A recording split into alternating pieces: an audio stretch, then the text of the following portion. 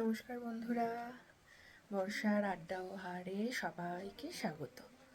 আমি থাকি কার্শিয়াংয়ের খুব ছোট্ট একটা গ্রামে, খুব সুন্দর, খুব পরিষ্কার পরিচ্ছন্ন একটি জায়গাতে। আপনারা না দেখলেই হয়তো বুঝতে পারবেন না আমি কতটা সুন্দর জায়গায় থাকি। চলুন আপনাদের একটু দেখিয়ে দিই জায়গাটা। এতটাই সুন্দর এই জায়গাটা। এখন অবশ্য পুরো কুয়াশা হয়ে আছে, তাই দেখা যাচ্ছে না। এই কুয়াশাটা না থাকলে একটা অপূর্ব সুন্দর জায়গা এটা। আমি এখানে থাকি।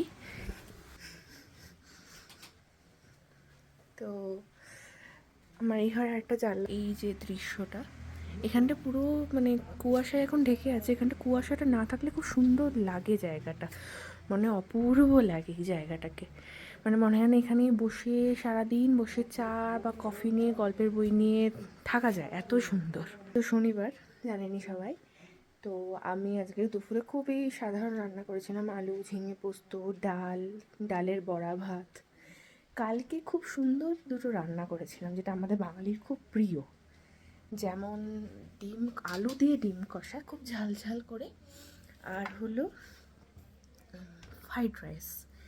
তো তাই ভাবলাম আপনাদেরকেও কালকের এই ছোট সুন্দর দুটো রান্না আপনাদের সাথে ছোট্ট একটু শেয়ার করি। চলুন রান্নাগুলো দেখা যাক। কড়াইতে তেলের মধ্যে নুন দিয়েছি, তার আগে একটু হলুদ দিয়েছিলাম, ওই জন্য তেলটা একটু কালচে লাগছে। ওর মধ্যে আলু আর ডিমগুলো দিয়ে দেবো, দিয়ে হালকা ভাজা করব। ডিমগুলো আমি হালকাই ভাজবো, কারণ আমার সত্যি বলতে কড়া ভাজাটা ভাল লাগে না। তবে কড়া ভাজলে একটু চামড়াটানো শক্ত শক্ত হয়ে গেছে, ওই জন্য আমি খুব হালকা ভাজি। হালকা একটা রং এসছে, হালকা একটা সুন্দর একটা ফ্রাই হয়েছে, ওরকম ভেজে আমি তুলে নিই। তারপরে এই আলুগুলোকেও সুন্দর করে ভেজে নেব। দেখুন আলুগুলো কি সুন্দর করে লাল লাল করে ভাজা হয়ে গেছে। আচ্ছা, আপনারা বলুন তো কাদের এই ডিম কষা আর ফ্রাইড রাইস খেতে ভালো লাগে? কমেন্টে তাড়াতাড়ি জানাবেন। এবারে আমি এখানে পেঁয়াজ নিয়েছি, আদা রসুন কুটে নিয়েছি, আর লঙ্কাগুলো কেটে নিয়েছি, আর টমেটোটাও কেটে কেটে নিয়েছি। পেঁয়াজ এখানে মোটামুটি আমার নেওয়া আছে, ধরতে পারেন ওই ছোট ছোট পেঁয়াজ 4টে, আর লঙ্কা তো দেখতেই পাচ্ছেন। তবে ওই মোটা লঙ্কাগুলো কিন্তু এইখানকার, এই কার্শিয়াং শুধু বলে নয়, নেপালের একটি খুব ফেমাস একটা লঙ্কা, তার নাম ডাললে। ভীষণ ঝাল হয়, ভীষণ। আমি এখানে দুটো দিয়েছিলাম, আর একটা সরু লঙ্কা দিয়েছি। উরি বাপরে কী ঝাল হয়েছে! তবে আমি খুব ঝাল খেতে পারি, তবে আমার হাজব্যান্ড খুব একটা ঝাল খেতে পারেন না তবে ওনার খুব একটা অসুবিধা হয়নি, কারণ ঠান্ডা ঠান্ডা এখানে যদি ওয়েদার, সেটা খুবই ভালো লাগে ঝালটা খেতে। তো আমরা এর মধ্যে টমেটোটাও দিয়ে একটু নুন দিয়ে টমেটোটাকে নরম হতে দেবো, নইলে টমেটোটা তাকিয়ে থাকে, আর টমেটোটা তাকিয়ে থাকলে না যেমন একটা ভালো লাগে না। টমেটোটা মনে হয় কি নরম নরম হয়ে গেলে বেশ গ্রেভিটাও সুন্দর হয় আর কাইও হয়।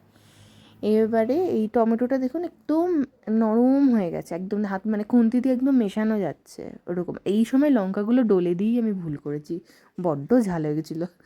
আচ্ছা, এইখানে 1 চামচ মতন হলুদ, 2-2.5 চামচ মতন জিরে ধনে গুঁড়ো মেশানো, আর 1 চামচ মতন শুকনো লঙ্কার গুঁড়ো আমি দিয়ে দিলাম। দিয়ে এটাকে সুন্দর করে প্রথমে কম আঁচে হালকা করে ভেজে নেব। তারপরে এতে আমরা একটু গরম জল অ্যাড করব।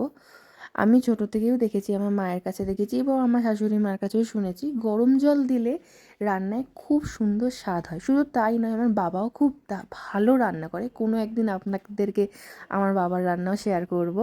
খুব সুন্দর রান্না করে আমার বাবা। পিঠে পুলি থেকে আচার থেকে শুরু করে মাটন থেকে সব রান্না পারে। আমি তার কাছ থেকেই মেনলি রান্না শেখা।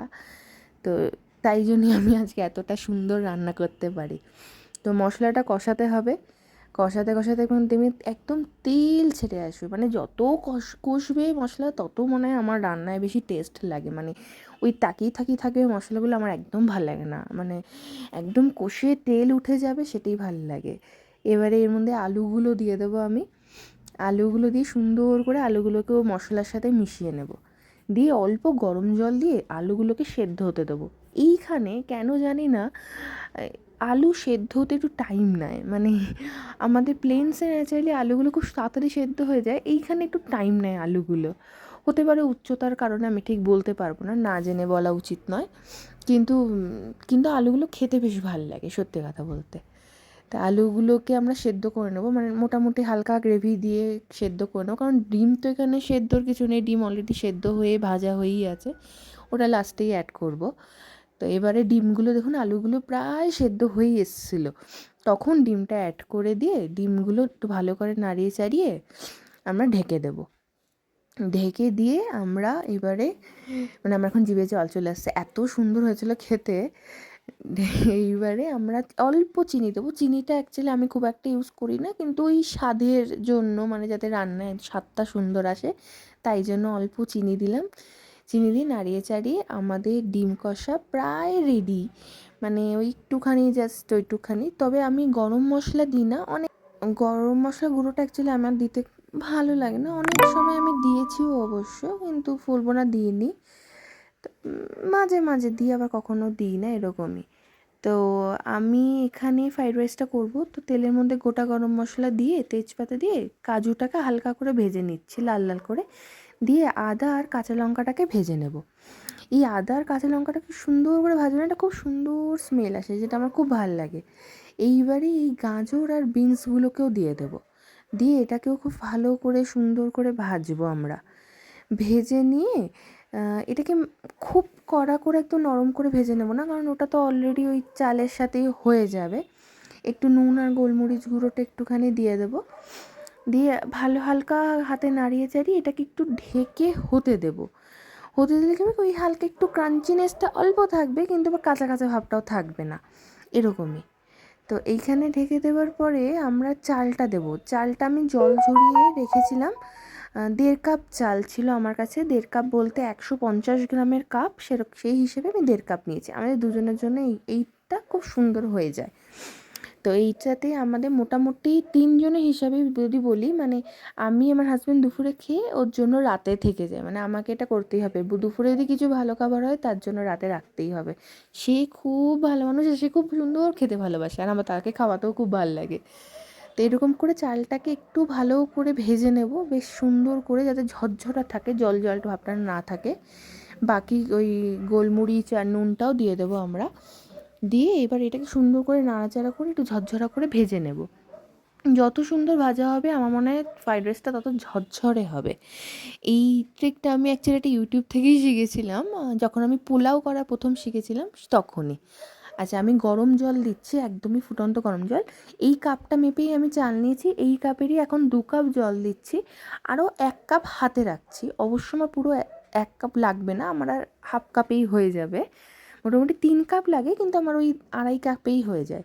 আসলে এই চালটাও খুব ভালো। এই চালটা না ইন্ডিয়া গেটের একটা চাল, আমার ঠিক মনে পড়ছে না কোন চালটা, কিন্তু এই চালটা এই ফ্রাইড রাইসের জন্য খুব ভালো। শুধু ফ্রাইড রাইস না, আমি একটা পোলাও বানাই অন্য রকমের, সেটাও একদিন অবশ্যই আপনাদের সাথে শেয়ার করব। সেই পোলাওটার জন্য খুব ভালো চালটা। আবার কোনো দিন ধরুন আপনার ইচ্ছা হলো একটু বাসন্তী পোলাও খেতে, কিন্তু ঘরে এখন গোবিন্দভোগ চাল নেই, তো আপনারা এই চালটা দিয়েও করতে পারেন।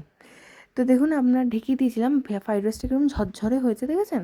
তবে চালটা আর একটু হবে, মানে আমি হাতে নিয়ে দেখেছি আর একটু হবে, হলে খুব ভালো হয়।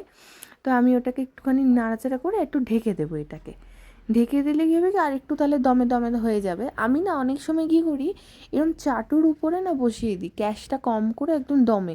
ওটাতেও খুব ভালো ফ্রাইড রাইস বা এই পোলাও টাইপের কিছুগুলো হয়, খুব ঝরঝরে। আর সত্যি বলতে আমার এই যে কড়াইটা বা সসপ্যান যেটাই বলবেন, এই যে ইউটেন্সিলটা খুব ভালো, মানে এত সুন্দর এইটা, এই রান্না বান্না মানে এত সুন্দর, এত কম তেলে এত ঝরঝরে রান্না হয়, মানে সত্যি। তো আমি অল্প চিনি দিয়েছিলাম, চিনিটা দিয়ে তারপর ঢেকে দিয়েছি, দিয়ে গ্যাসটা বন্ধ করে দিয়েছি। আমার পেছনের এই সুন্দর যে মানে দৃশ্যটা আশা করি আপনারা দেখতে পাচ্ছেন অল্প অল্প করে, তবে খুব দেখা যাচ্ছে বলে আমার মনে হয় না, কিন্তু আপনাদেরকে দেখানোটা খুবই উচিত আমার মনে হয়। মানে কিছুক্ষণ আগেই আপনারা দেখেছেন যে একদম কুয়াশায় ঢেকেছিল, আর এখন দেখুন শুধু পরিবেশটা, প্রকৃতিটা যে এত সুন্দর, না দেখলে আপনারা বিশ্বাস করবেন না। দাঁড়ান আপনাদেরকে একটু দেখাই, দেখুন কি সুন্দর লাগছে। ওই দূরের পাহাড়টা মনে হচ্ছে যেন মানে একটা মাঠ, যেন মানে গিয়ে যেন ওই মাঠের উপর শুয়ে থাকে, এত সুন্দর। মেঘগুলো কি সুন্দর করে আসছে, আর হালকা রোদও পড়েছে, মানে এত অপূর্ব এই জায়গাটা। মানে প্রকৃতির যেন মানে কত রূপ এই প্রকৃতির, মানে আমার বলার ভাষা নেই, এত সুন্দর এখানে দেখায়। দাঁড়ান আমার আরেকটা জানলা দিয়েও আপনাদেরকে দেখাচ্ছি। মনে হয় মানে কি আকাশটা দেখে মনে হচ্ছে ওই জানলাটা দিয়ে যে আমি যেন মানে শরতে যে মা আসছে সেই আভাস দিচ্ছে। দেখুন আকাশটা দেখুন, শুধু পুজোর আকাশ, শরতের আকাশ, মা আসছে, কত সুন্দর লাগছে শুধু দেখুন আপনারা।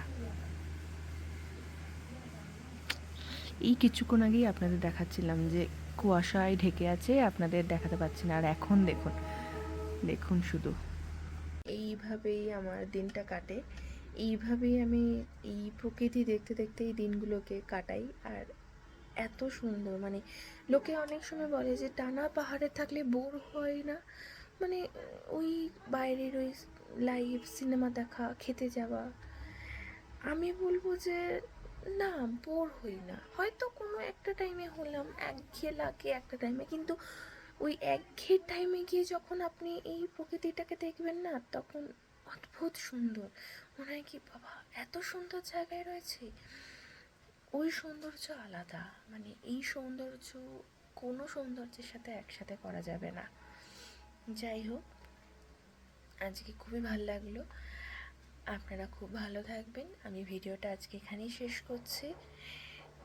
সুস্থ থাকবেন, আর ভিডিওটা ভালো লাগলে একটা লাইক অ্যান্ড সাবস্ক্রাইব করে দেবেন। ধন্যবাদ।